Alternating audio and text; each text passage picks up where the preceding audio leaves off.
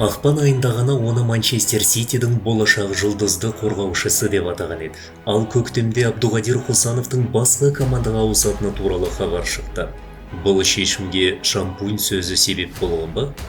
Гвардиола мен Хусанов арасында не болған? Өзбек футболшысы Барселонаға ауысуы мүмкін бе?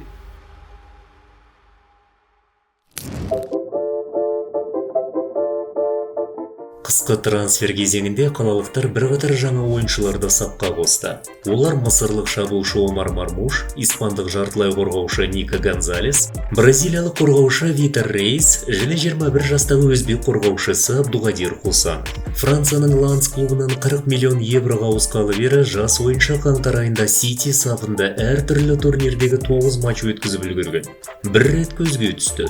Гвардиола тарапынан жоғары бағаға да ие болды. Ақпанда Хусанов Ситидің үздік ойыншысы атанды, бірақ барлығы 30 наурызда өзгерді де қалды. Борнмут клубына қарсы өткен кубоктық матчта ол үзіліс кезінде алмастырылды. Содан бері алаңға шыққан жоқ. Неге деген сұрақ туындайды. Кейбір дерек көздердің ақпаратына сүйенсек, мәселе футболшы мен бапкер арасындағы түсініспеушіліктің кесірінен болуы мүмкін. Жаттығу жұмыстарының бірінде Хусановтың өнеріне риза болған Гвардиола оны сен чемпионсың деп мақтаған екен. Жас өзбек қорғаушысы ағылшынша жауап қайтарғысы келіп, сөзінде сәл қателескен көрінеді.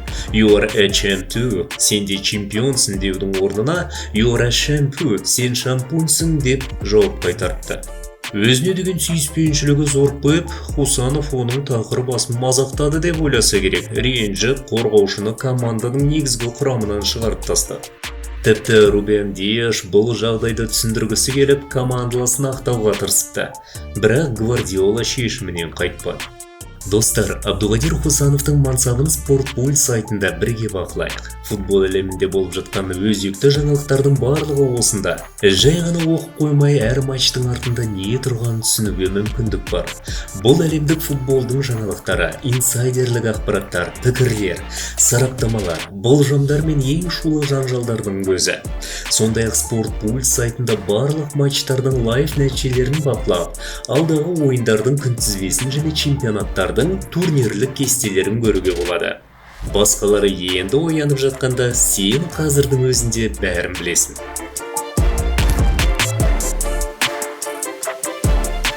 FICHJS.net испан порталының мәліметінше, Манчестер Сити басшылығы Хусановты жалға беру жолын қарастырып жатыр.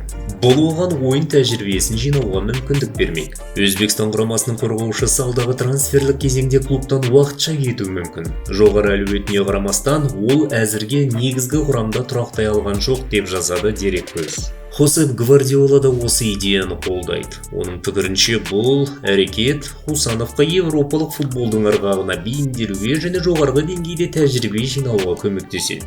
EPL сайтының жазуынша, Пеп Гвардиоланың ойыншыны қосалқы құрамда қалдыру туралы шешімі команда нәтижесін жедел жақсарту үшін жасалған әрекет.